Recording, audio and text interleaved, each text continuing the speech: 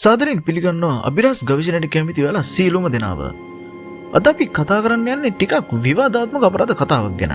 අවුරුදු 8ක කුඩා ළමයෙකුට සාහසික ලෙස මිනිමෙරුම් කරන්න පුළුවන්ද?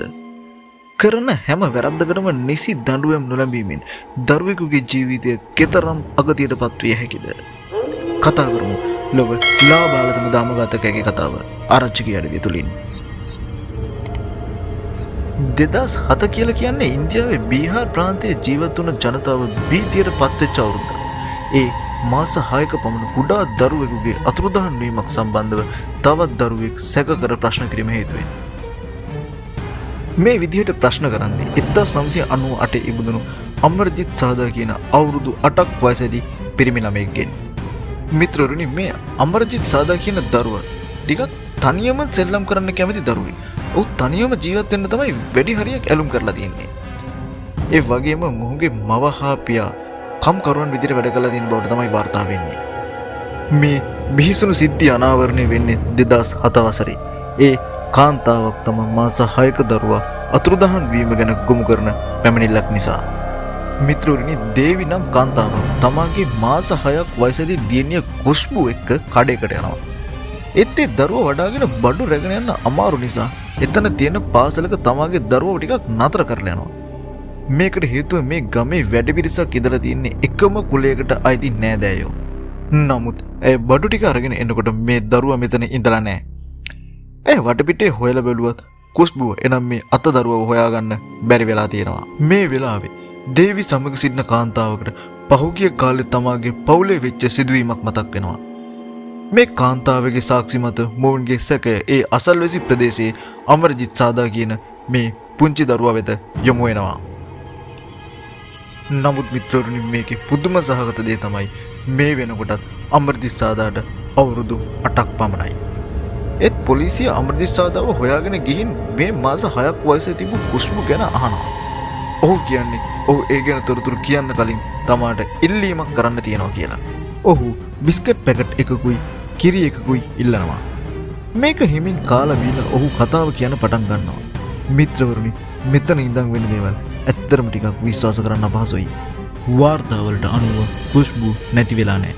ඇයව අර අවුරුදු 8ක වයස ඇති අමරජිත් විසින් ඝාතනය කරලා.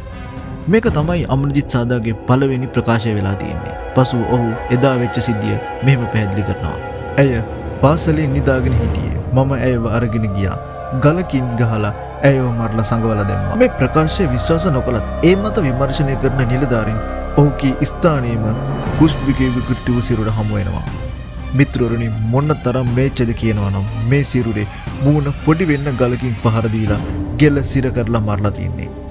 වාර්තාවල තියෙන විදිහට සාදා මේ පාපෝච්චාරණය කරන වෙලාවේ hina වෙලා සාමාන්‍ය විදිහට තමයි ඉඳලා තියෙන්නේ. මේ විමර්ශනය කරන නිලධාරීන්ට මේ සිදුවීම ටිකක් අමුතු වුණත් දිගින් දිගටම ප්‍රශ්න කරනකොට මේක ඔහු කරපු එකම ඝාතනය නොවන බව නිලධාරීන්ට හෙළි වෙනවා. ඔහුගේ පළමු ගොදුර වෙලා තියෙන්නේ ඔහුගේම මවගේ සහෝදරියගේ දරුවායි. මිත්‍රවරුනි, අපි කලින් කිව්වා වගේ මේ ප්‍රදේශයේ ඉන්න ජනතාව ගොඩක් දරිද්‍රතාවයෙන් පෙළෙන පිරිසක්. මේ නිසා 2006 අමරජිත්ගේ අම්මගේ සහෝදරි එනම් මීනා තමන්ගේ දරුවව රැකබලා ගන්න රැකියාවකට යන්න තීරණය කරනවා. ඒ දරුවව තියාගෙන මේ වැඩේ කරන්න බැරි නිසා මාසයකට යා මුදලක් දෙන පොරොන්දුව මත තමාගේ මාස 6ක් පමණ වන වයසති දරුවව මේ වනකොටත් ගැබිනියක් වන තමාගේ අක්කා, ඒ කියන්නේ අමරජිත්ගේ අම්මට බාර දෙනවා. දවසක් මේ අමරජිත්ගේ මව කඩේට ගිහින් එනකොට දියණිය නිදාගෙන හිටපු තැන නැති නිසා තමන්ගේ පුතා අමරජිත්ගෙන් මේ ගැන විමසනවා. මුල්ම වතාවට තමාගේ ගොදුර ලබාගත් අමරජිත් සිනාසෙමි අම්මා මම එයාව මැරුවා කියලා තමා ඒ දරුවාට පහර දීලා ගෙලසිර කරලා ගලකින් ගහලා හිස පොඩි කර දාලා මරලා ගෙදර පිටුපස වලක් හාරලා වලලපු බවට පවසනවා. ඉක්මනින් ක්‍රියාත්මක වෙන අම්මා ඒ දරුවව ගොඩට අරන් බැලුවත් ඒ වෙනකොටත් ඒ දරුවා මිය ගිහින් තියෙනවා. වාර්තාවල සඳහන් වෙන විදිහට මෙම දරුවාගේ මොලේ කොටස් පවා විසිරෙන විදිහට තමයි පහර දෙලා තියෙන්නේ. මේ ගැන දැනගන්න පියා ඔහුට හොඳටම පහර දෙලා තියෙනවා.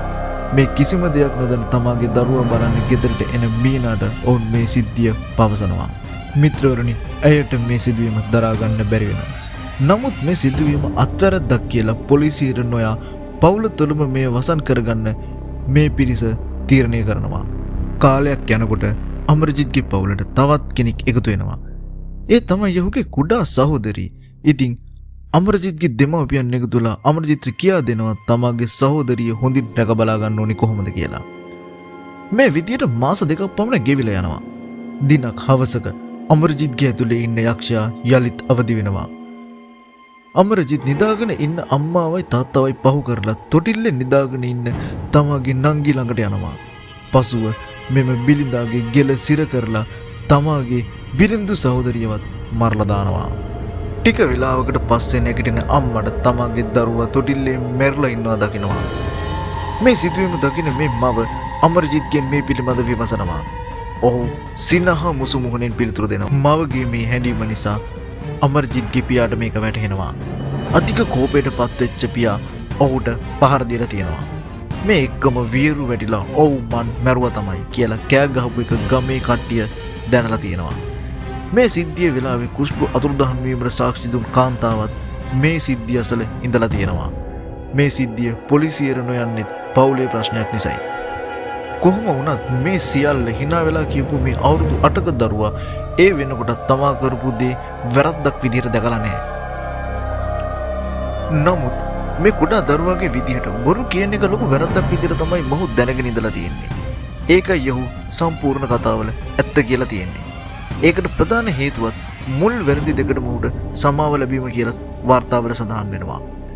ඒත් මේ නඩුව අපරාධ ඉතිහාසයේ සුවිශේෂී ස්ථානකින් ගන්නේ ලොව ලාබාලතම දාමඝාතකයා ලෙස අමරජිත් සාදා නම් කරමිනුයි. මනෝවෛද්‍යවරුන්ගේ විශ්ලේෂණයට අනුව අමරජිත්ට සෙඩ්ස්ට් යන රෝගය ඇති බවට හඳුන්වාගෙන තියෙනවා. ඒ නිසා ඔහුට වැරදි සහ නිවැරදි අතර වෙනස තේරුම් ගැනීමට හැකියාව නොතිබූ බවත් ඔහුගේ ක්‍රියාකාරකම් වලින් ඔහුට සතුටක් ලැබුණු බවත් වාර්තා වනවා. මිත්‍රවරුනි, මේකේ භයානකම කාරණාව තමයි 2016 දී අවුරුදු 18ක් සම්පූර්ණ කළ පසු මොහු නව හැඳුනුම්පතක් යටතේ නිදහස් වෙලා තියෙනවා. මේ පිළිබඳ විවිධ වාර්තා පළ වෙලා තියෙනවා.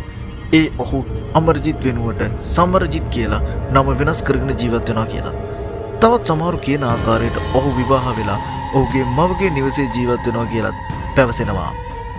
මිත්‍රවරුනි, මේ කොහොම වුණත් දෙමව්පියන් විසින් තම දරුවන් කෙරෙහි නියම අවධානයකින් ඉදීමෙන් මෙවැනි වේදනාකාරී පුවත් අවම කරයි කියලා අපි බලාපොරොත්තු වෙනවා. මේ වීඩියෝ එක පිළිබඳ ඔබේ අදහසත් කමෙන්ට් කරගෙන යන ගමන් වීඩියෝ එකට ලයික් එකක් දාගෙන යන්න අමතක කරන්න එපා. ඉතින් මිත්‍රවරුනි, තවත් මේ වගේ අභිරහස් තොරතුරු හා සමාජයේ තියෙන අඳුරු පැතිකඩ ගවේෂණය කරන්න කැමති නම් දැන් ආරච්චිගේ අඩිය සමග subscribe කර එකතු වන්න. සුබ දවසක්.